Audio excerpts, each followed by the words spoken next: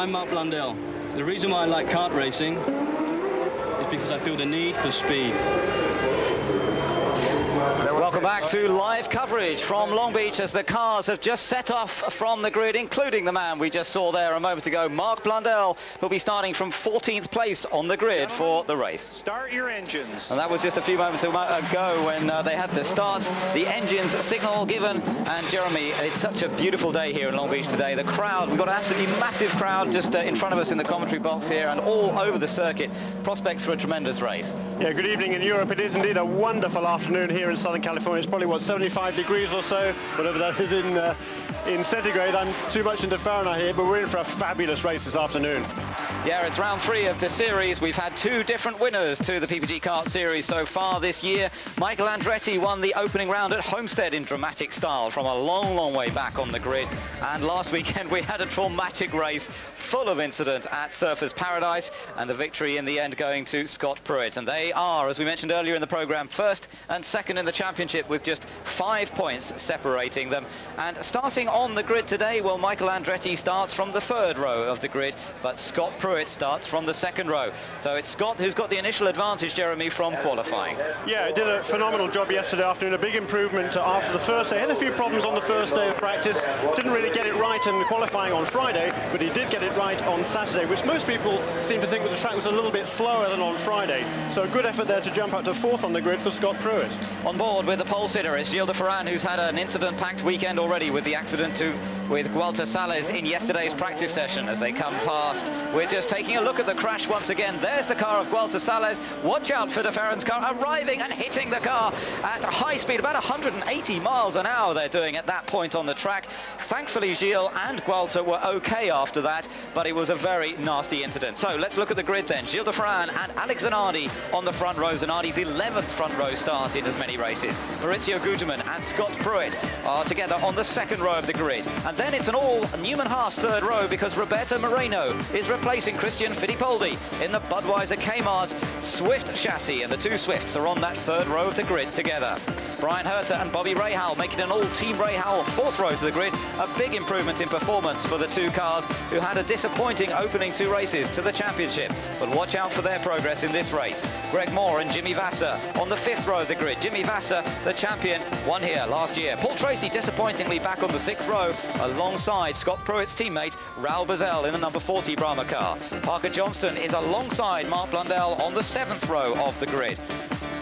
And behind them, Alonso Jr., the 6 times winner, and he has Richie Hearn, the rookie driver. Not quite rookie, but Richie very inexperienced in comparison to Alonso Jr.'s start. Dario Franchitti is back there on row number 9, and there's reports of smoke coming from the back of his car on the pace laps. Let's hope that's not too much of a problem. Andre Ribeiro and Adrian Fernandez next up on the 10th row. The 11th row of the grids is Patrick Carpentier and Michel Jourdain from Mexico. Behind those guys, we've got the 12th row and the 2 Eagle race cars of Juan Fangio and PJ Jones. And indeed, we just had a happy birthday song for the team owner Dan Gurney, celebrating his 66th birthday here at Long Beach today. Rookie Paul Jasper lines up alongside the Toyota-powered car of Max Papis, the Italian, and Hiro Matsushita is the final car on the grid. Dennis Vitolo not making the start. He's gone home after wrecking the car during the weekend so far. And as we have a look at the circuit, Jeremy, just tell us a little bit about this track. Quite a tricky one.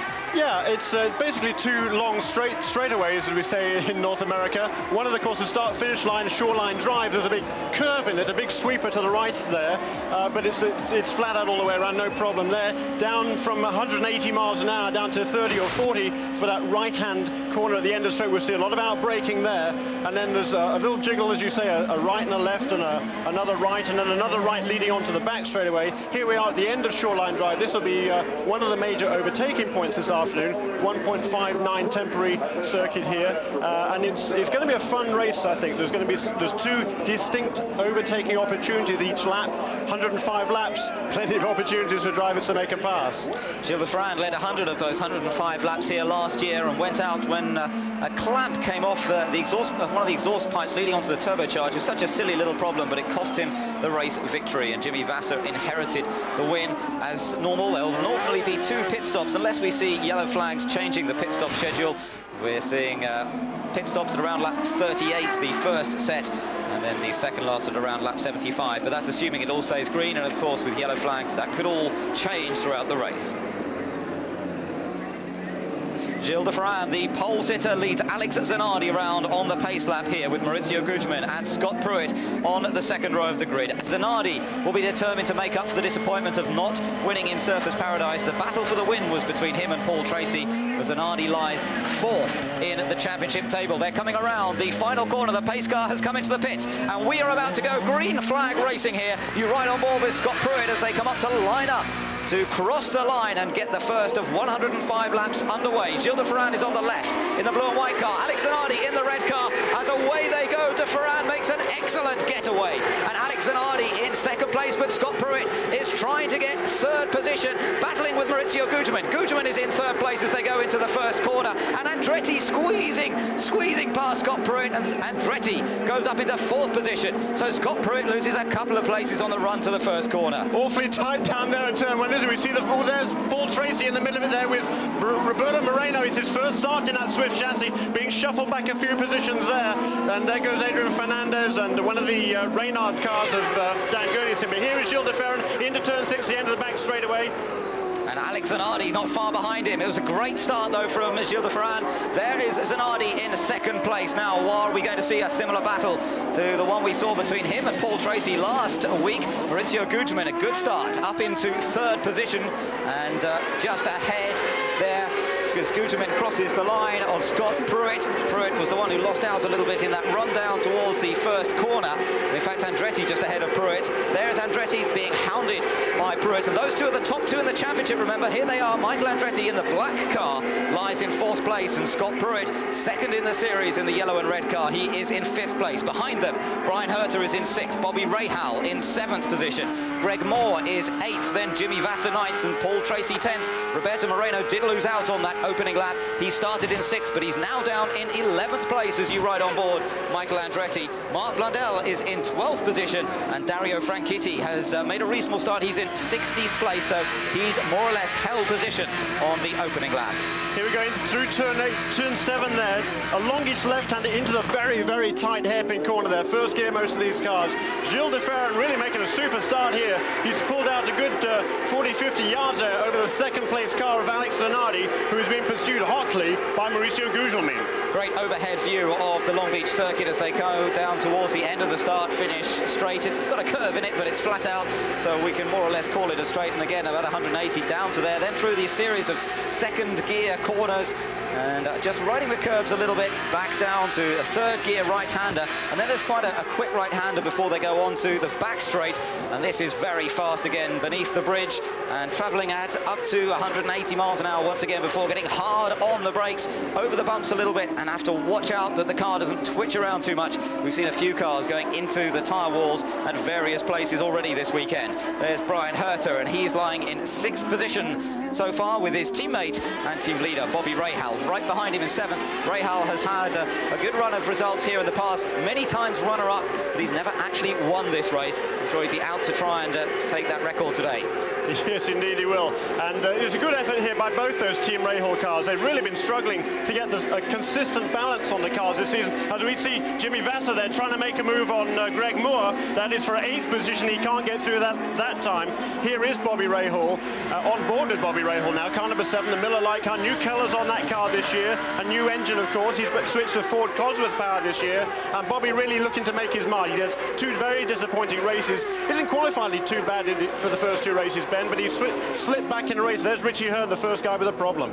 Richie Hearn, the youngster, in trouble already. We've got yellow flags down there. Are we going to a full course yellow? It looks as though we could well be. And Richie Hearn is the first victim of the walls. I wonder if that involved another car or whether that was simply a mistake on his own. Perhaps we'll get an opportunity to see in a few moments. The 20-year-old out of the race very, very early on. Finished 11th in the Homestead race, finished in Surfers Paradise as well, which was a bit of an achievement with so few cars actually finishing that race, but not likely to finish it here.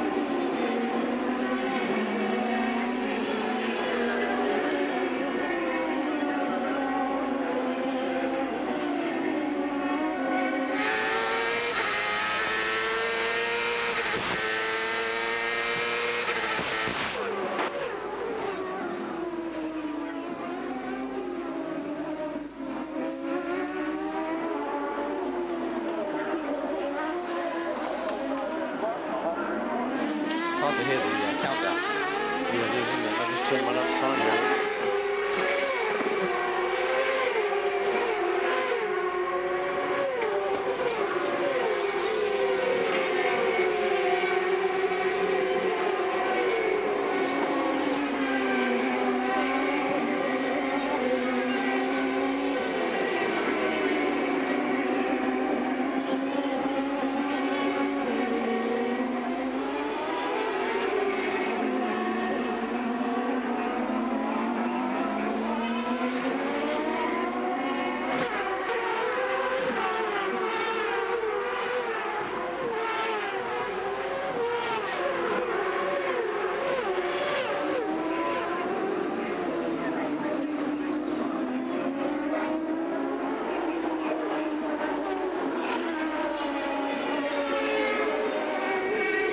So we're riding with Gilles de Ferran at the moment, and he is the leader of this race with 6 laps completed. Alex Zanardi still in 2nd position, Maurizio Gugelmin in 3rd, Michael Andretti in 4th position, then Scott Pruitt and Brian Herter. Richie Hearn, the only victim so far. We didn't go to a full course yellow. We stayed with green flag racing, and you're watching the battle between Greg Moore and Paul Tracy. This is the battle for 8th position so far. There's Jimmy Vasser, who's not far behind them as well. So it's tight, competitive stuff all the way through the field so far, except for de Ferran, who has already established a 1.5 second advantage. And that is over Alex Zanardi. So looking good for de Ferran at the moment, and Zanardi about the same sort of distance ahead of Gugelmin. You ride on board with Gilles de Ferran now, and let's just see how he's getting on. Nice and smooth out of the hairpin, and up through the gears as he comes along this start-finish straight through the right-hand curve, which is taken absolutely flat out, building up to 185 miles an hour. Then it's hard on the brakes. This is the area where he hit Gualter Sales in yesterday's practice session. He's got a nice clear run at the moment, so no problems through there. And through the first sequence of corners, the lefts and rights that make up the end of this track.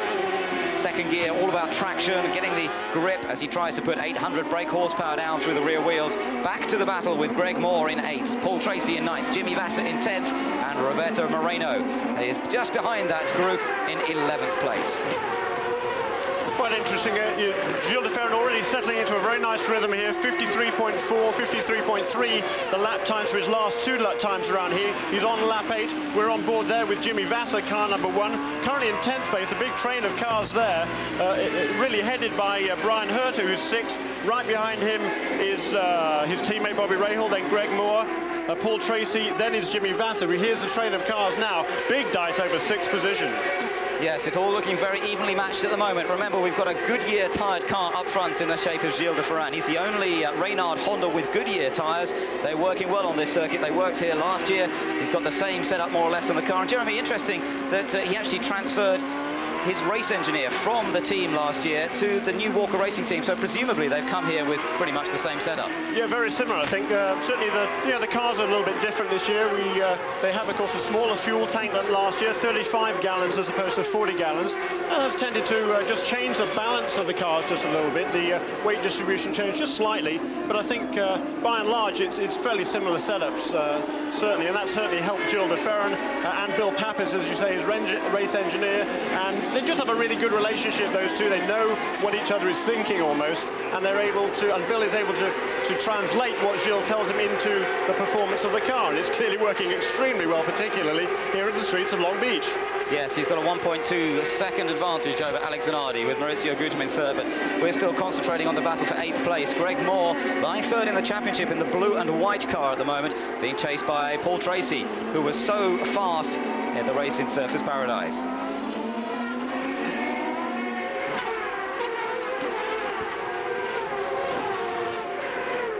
Behind them, we've got Jimmy Vasser in 10th place, Roberto Moreno in 11th, then Bazell 12th, Blundell 13th, Johnston 14th, Unser 15th, and Frank Kitty in 16th.